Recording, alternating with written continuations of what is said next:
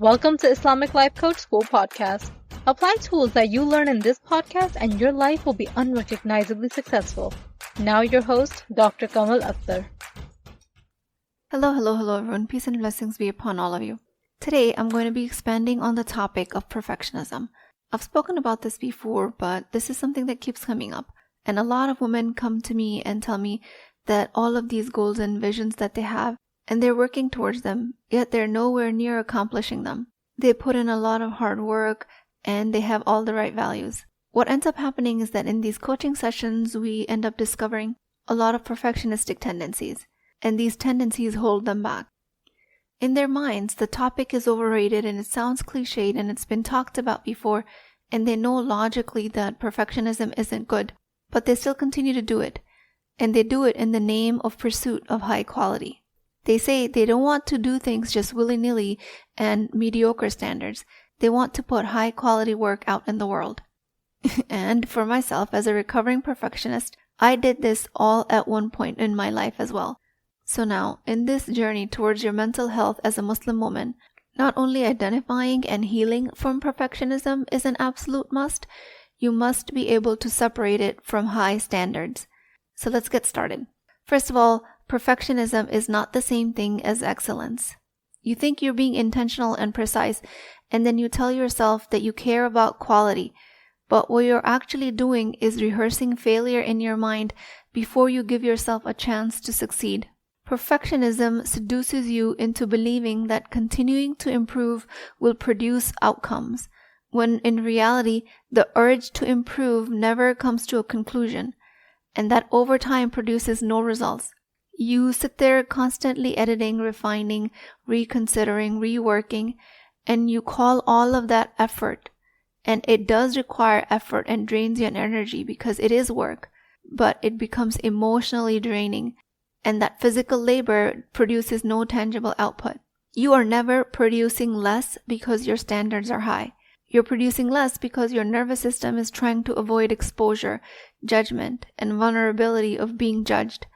Meaning, once you host a party and decide to serve 2 dishes, once you turn an assignment in, or once you sign up for a workout class, to make these outcomes possible, you would have to allow other people to judge you once you go through with your goal. Perfectionism hates that. It hates exposure. It will tell you that 2 dishes isn't enough. You have to do 10. It will tell you work out once or twice a week is not enough. You have to do more. It will tell you that you have to have the perfect assignment in place, written out, before you can submit it. So, what I'm saying is, go ahead and insist on high standards. I insist on high standards. I consider that a very high value of mine. But also, don't disillusion yourself that you're not falling into perfectionism. And this is the difference that we're talking about today. So I'm going to give you a side-by-side comparison of the two so that you can easily tell them apart. High standards move, while perfectionism stalls. High standards have momentum, they have energy, they push you into action even when the outcome is uncertain. When you operate from high standards, you're willing to produce something today that your future self might even outgrow one day. And that does not threaten you. That excites you. Perfectionism, on the other hand, is obsessed with control. It needs guarantees. It demands certainty before you produce anything. And because a lot of times certainty does not exist in creative work, you end up frozen. High standards say, work must be excellent, so let me build it. Perfectionism says, it must be excellent, so I cannot risk building it until I know how perfect it will be. Number 2 is quantity is the only pathway to quality, and your perfectionistic ego hates that. What perfectionism wants is for you to produce something great without producing anything mediocre first. And that is a lie. Every piece of exceptional work you admire is built on a graveyard of average attempts that nobody else sees. Quantity is not the opposite of quality. Quantity is the training ground that makes quality inevitable. When you produce more, you gather data, you refine, you sharpen your instincts, the quality of the outcome is much higher. This is because you're becoming less and less emotionally attached to each individual output, which ironically improves the quality of the final output. Perfectionism resists quantity because it attaches your worth to each mediocre piece. High standards detach your identity from the output and attach it to the process, where it belongs. Number 3 is perfectionism burns energy, while high quality multiplies it. It feeds you, it fuels you. And you have felt this difference in your body. Perfectionism feels heavy, draining, you move slow. When you sit down to do any work, with perfectionism you'll feel immediate resistance. There's overthinking, there's constant mental fatigue and dialogue, which is a fast-track way to burnout. This is because you're trying to control too many variables at once, while trying to manage or suppress your internal fear response. On the other hand, high standards feel sharp, they feel focused, and surprisingly light, while they're producing amazing results. Here you enter a state of creation where effort produces momentum.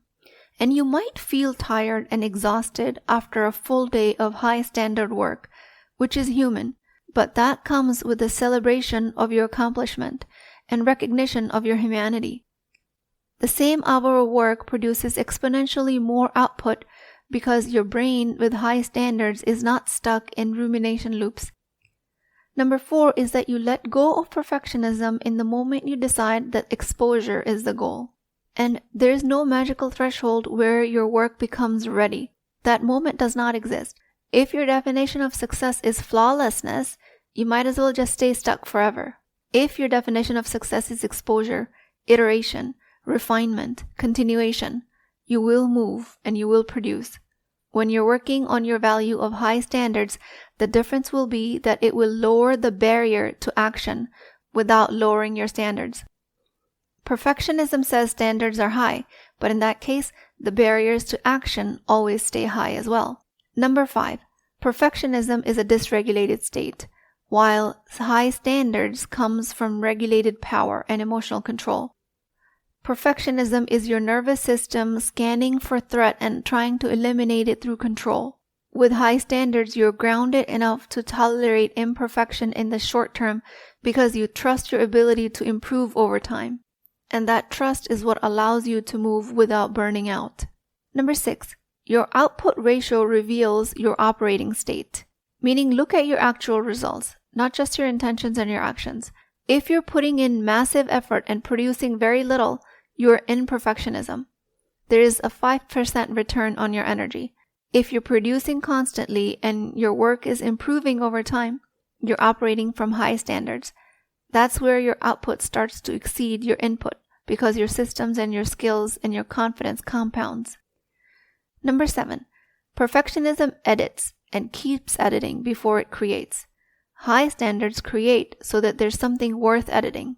When you're sitting with perfectionism, you're already in correction mode, already constantly second-guessing the words and the work that doesn't even exist yet. It forces you to critique a blank page. This is why it feels so heavy, because it's filled with criticism. But in the meanwhile, there's really nothing to respond to, only imagined judgment. With high standards, you create first, and you create fast, and then you refine something that exists without judgment. You give yourself material to improve on. Number 8, perfectionism personalizes every output. High standards systemize the output. Under perfectionism, each decision feels loaded. With high standards, you remove this emotional charge. You treat work like a system as it is supposed to be. You produce, you evaluate, improve, you lather, rinse, and repeat. In this case, systems are built, which make the efficiency of the task much better for the next time. Number 9, perfectionism waits for the right state. High standards build the state through actions. You tell yourself that you will start when you feel some clarity, when you're a little more focused, when you have attention, when you have time, when you feel inspired. And that moment never really arrives because excellence is a byproduct of movement, not a prerequisite. With perfectionism, you'll be waiting for some sort of alignment, some sort of feeling of readiness. With high standards, you act in order to create alignment. You produce your own alignment. You might start messy, you might start with uncertainty, but somewhere along the process, your thinking sharpens because of your experience, because of your flexibility, and because of your ability to gauge and adjust. Your nervous system enjoys the whole process because it has something to engage with. Number 10. Perfectionism constantly seeks validation before any release of output. High standards come with internal validation, something that you've already approved of.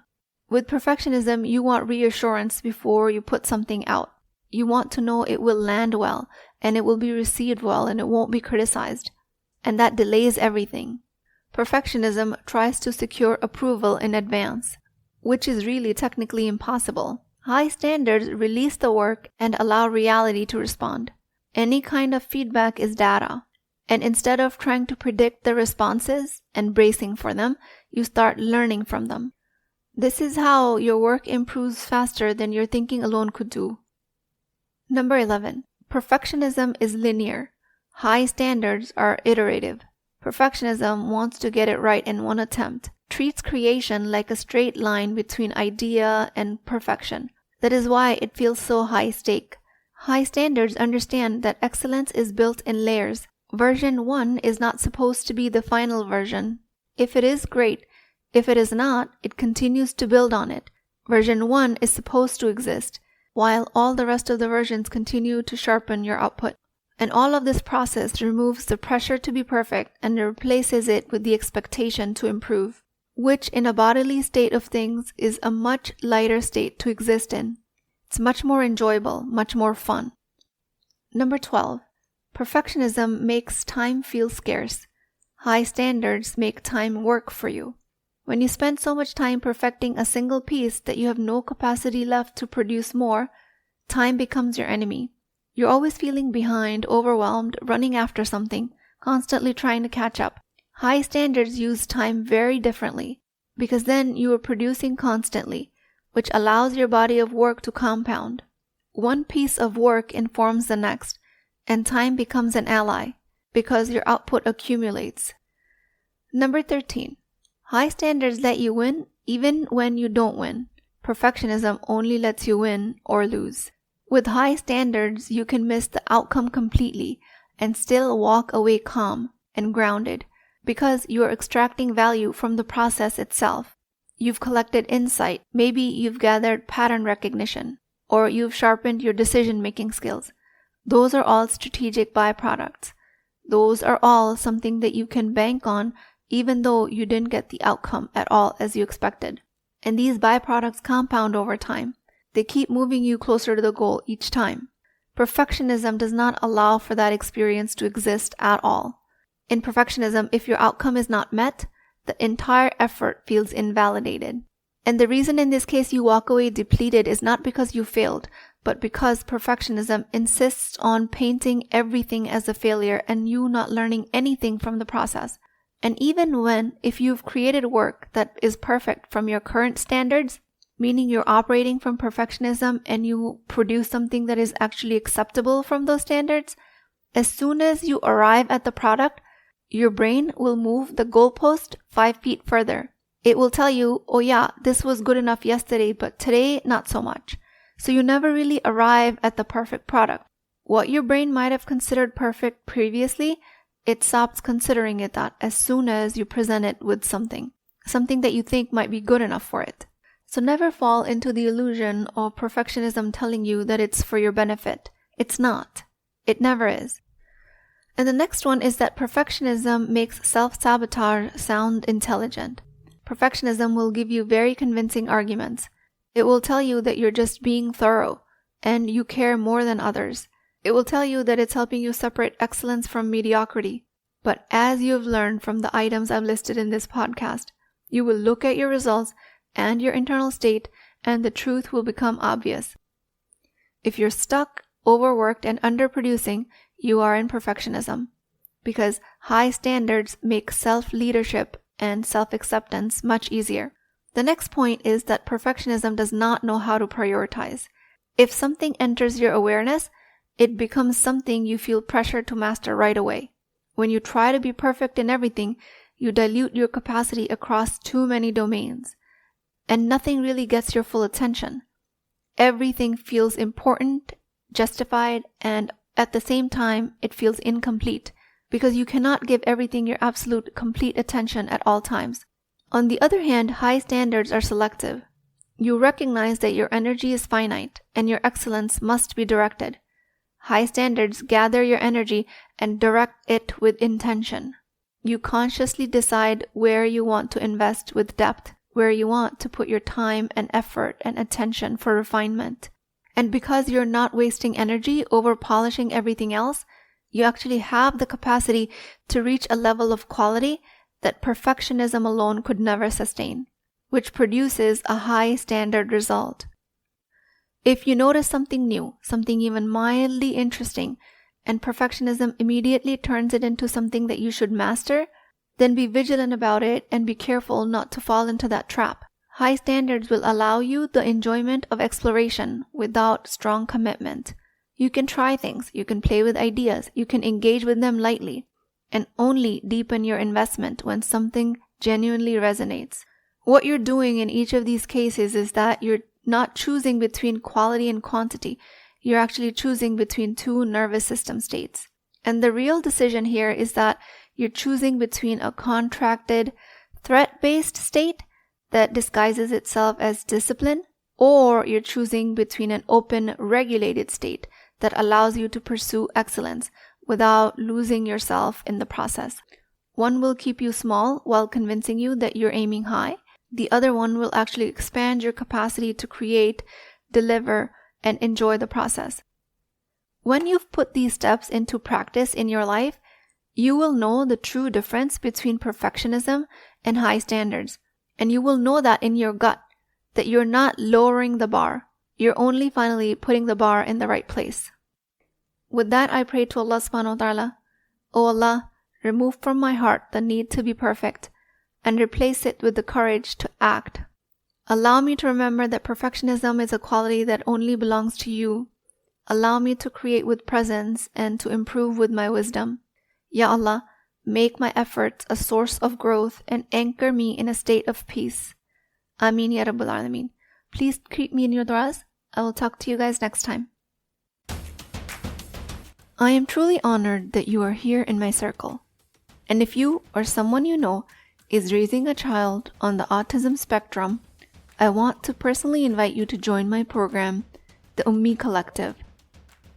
This is a weekly coaching program for Muslim mothers where I help you build the skills to raise independent and successful neurodivergent children, while also supporting you as a woman in the process. If you're struggling right now, but deep down you know that your child has incredible potential, and you want to support that potential the best way possible, this program is exactly for you. Use the link in the show notes to apply for the program at a discounted price.